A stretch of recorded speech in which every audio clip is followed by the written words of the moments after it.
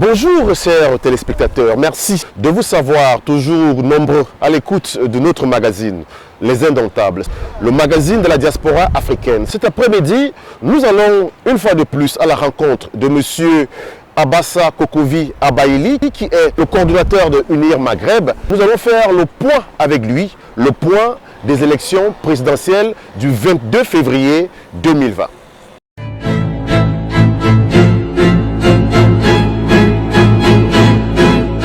Bonjour, monsieur Abassa. Bonjour, monsieur Franck. Alors, comment vous sentez-vous? Dans la joie, la tranquillité. La joie, la tranquillité, on sait qu'effectivement, la CENI a déclaré que votre champion est victorieux entre 72 à moins de 72,36%. Exactement. Pour ces élections présidentielles. Déjà, quel est votre avis à ce sujet? C'est vraiment du plébiscite que les Togolais ont démontré. Et je tiens tout d'abord à remercier tous les Togolais qui ont démontré au monde entier que nous sommes vraiment mieux à organiser une élection sur fonds propres du Togo et avoir une élection transparente, crédible, apaisée, un processus électoral qui s'est déroulé dans la paix avant, pendant et après cette élection. Alors que les résultats globaux du Parti Uni sont de 72,36%, les vôtres dans la région de l'Afrique du Nord, c'est quoi? Ici au Maroc, et comme toute la diaspora a démontré avec fierté, avec élégance, que nous sommes vraiment mieux et nous voyons vraiment l'évolution du Togo. Donc c'est une victoire écrasante qu'on a apportée à notre champion, chef de l'État, son excellence Faure Gnassingbé. Et le score, c'était combien? Ici, au niveau de notre cas, c'est une seule voix qui nous a échappé. Nous avons eu 99,11%. Et au niveau de la diaspora, le Maroc a apporté plus de voix à cette victoire de notre président, son excellence Faure Gnassingbé. Mais on a quand même Guillaume Kodjo qui est en train de donner d'autres chiffres. Vous savez, M. Agbeyome, je ne dirais pas que c'est un manipulateur, puisqu'il faut du respect. Mais au niveau du Maroc, spécialement, et au Gabon, le dépouillement est fait en direct sur la TVT, la télévision nationale togolaise. Le dépouillement était public. Les gens étaient dans la salle. Et il y a les éléments qui circulent sur les réseaux sociaux. Le dépouillement est fait en direct. Nous avons constaté qu'il a déjà préfabriqué des chiffres qui viendront nous balancer. Puisque lui-même, il avait dit que le jour des élections, à midi déjà, il va donner le résultat. Il suffit qu'il a fabriqué des chiffres. Agbeyome est en train de dire qu'au niveau de la diaspora, 2222 personnes ont voté pour lui. Les chiffres sont là. Il a fait, comme on appelle, une conférence de presse. Il a même publié sur les réseaux sociaux. Il a publié sur sa page Facebook, sa page officielle, que plus de 2222 personnes ont voté pour lui. Ce qui est archi faux. Au niveau de la diaspora, c'est seulement, je le répète bien, 349 personnes qui sont fait enregistrer. C'est le chiffre de la CENI. Le chiffre publié par la CENI, et tout est affiché dans les ambassades. Est-ce que c'est le cas également au Nigeria? Toute la diaspora en général, c'est seulement 349 personnes qui sont fait enregistrer. Mais M. Agbeyome est en train de nous dire que au niveau du Gabon seul, je prends le Gabon seul, que 1200 et quelques personnes ont voté et que lui, il a eu plus de 800 personnes qui ont voté pour lui au niveau du Gabon. Gabon, Gabon, nombre de votants, 1278. Il a trouvé ces chiffres là où? Il a trouvé ces bulletins où? C'est étonnant. Le cas du Nigeria, il a avancé un chiffre vraiment pharaonique. Mais c'est trop élevé, c'est trop soviétique ce qu'il a avancé là-bas. Vous voulez dire qu'au Nigeria, il n'y a pas eu autant de personnes? C'est une vingtaine de personnes qui se sont fait enregistrer au niveau du Nigeria. Nous ne savons pas là où il a trouvé ces chiffres, mais c'est ça qu'il est en train de brandir comme preuve. Il a même organisé une conférence de presse et il dit qu'ici au Maroc, il y a eu 175 personnes qui ont voté et qu'ici au niveau du Maroc même, qu'il a gagné les élections. Maroc, à 275, et Gagua, bulletin 0, MPDD Maroc, 92 pourcentage, 52,57%. Uni, Agbeta Macron et Dane, 2,8%. Si Krawaya, Waouh, nous avons les pieds. Au Kitikati, Diaspora. Comment aurais-tu pu avoir effectivement les chiffres? Je ne sais pas celui qui l'a balancé ces chiffres, mais il est en train de brandir ça et c'est ce qu'il est en train de fournir comme preuve aujourd'hui. Et il est en train d'induire certains diplomates même en erreur. Mais peut-être avait-il des représentants dans les bureaux de vote? Ici au Maroc spécialement, au niveau de la CEAI, on n'a pas entendu parler d'un représentant de M. Agbeome Kodjo.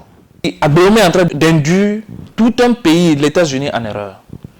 Et cet ambassadeur pouvait mieux revoir les rouages pour ne pas s'ingérer dans un processus électoral parce que c'est contraire aux règles diplomatiques. Alors, entre-temps, M. Agbeome, de manière générale, Oui. chiffre ses résultats entre 57 et 61%. C'est... Au ratio. Excusez-moi, pour le respect que je dois à ce monsieur qui a occupé des hautes fonctions de notre pays, président de l'Assemblée nationale, ministre, directeur, ministre, plusieurs postes ministériels. Le monsieur a toujours démontré qu'il est un grand manipulateur. Et il est en train de manipuler plusieurs personnes. Et l'évêque, puisque l'archevêque, un grand manipulateur qui manipulerait un représentant diplomatique, oui. un grand ambassadeur, tout un ambassadeur des États-Unis, oui. qui manipulerait un archevêque, oui. Mais quand même, c'est quand même... Laissez-moi vous dire quelque chose. Je ne sais pas si l'ambassadeur a commencé par comprendre quelque chose. L'archevêque dont vous parlez, l'archevêque Monseigneur Fanou Kokbodjro, était parti la fois passée pour rencontrer l'ambassadeur chez lui. L'ambassadeur ne l'a pas reçu. Donc apparemment, il a commencé par comprendre que non, il ne fallait pas traiter avec ces personnes. Ce prélat est dans une posture de vengeance par rapport à certaines choses qui se sont passées dans notre pays depuis des années. Il ne devait pas rester dans cette logique de vengeance jusqu'à se faire traîner avec sa soutane par quelqu'un comme Agbeome Kodjo. C'est ce qui nous étonne. Ça nous étonne tous. Ça étonne tous les Togolais. Ça étonne tous les Togolais. Agbeome a préfabriqué des chiffres. Et dès le dépouillement en même temps, ils ont commencé par balancer des chiffres qui ne sont pas vrais. Et pourtant, lors de la campagne, nous savons l'engouement que ça a donné.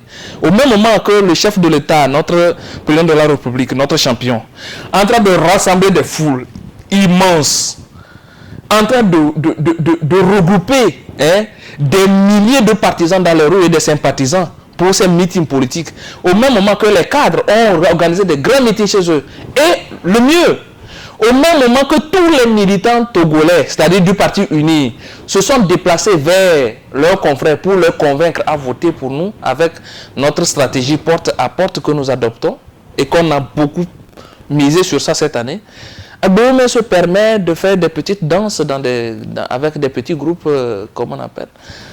Et aujourd'hui, je vous rappelle qu'en 2010, c'est quelqu'un qui a participé à une élection présidentielle que nous tous nous connaissons avec des résultats vrais. Il a eu moins de 1%, c'est-à-dire 0,95%. En 2018, il a participé à l'élection législative. Il a eu 2 députés sur 91. Son parti a eu 2 députés. Pour avoir ces 2 députés, c'est parce que les autres partis politiques, les gens de la C14, la coalition des 14 partis politiques, qui étaient beaucoup plus refractaires au régime, ont boycotté les élections. C'est pour cela qu'il a pu avoir 2 députés. Les élections locales passées, il a eu moins de 2% sur toute l'étendue du territoire national. Aujourd'hui, ces manipulations doublées de l'accompagnement de ce prêtre, il a réussi aujourd'hui à avoir près de 19%. Bon, mais c'est un score énorme qu'il a fait. Il a fait un grand bond. Et avec ça, ils ont réussi à casser plutôt l'opposition. Alors, monsieur Abassaya, s'il y avait un message que vous aimeriez bien adresser aux Togolais, tant ceux vivant au Togo ou encore ceux résidant dans les pays de la diaspora, quel serait-il ce message? Si j'ai un message à donner à la population togolaise, ça serait simple. Félicitations à des gens, c'est-à-dire ceux qui ont voté, ceux qui ont renouvelé la confiance à notre chef de l'État, son excellent Faure Gnassingbé, pour continuer ces efforts qu'il est en train de mener actuellement. Et encouragement à ceux qui sont dans le camp de M. Agboyome Kodjo, puisqu'ils ne sont pas des moindres, 18% de l'électorat, c'est assez. Nous les encourageons à l'apporter des preuves, mais que tout se déroule dans le calme, la stabilité pour le développement économique de notre pays. C'est le Togo qui s'en sortira victorieux si cette élection se termine comme ça a débuté, dans la paix, la tranquillité, la transparence. Chers téléspectateurs, merci de nous avoir écoutés. Restez connectés pour une autre tranche d'actualité.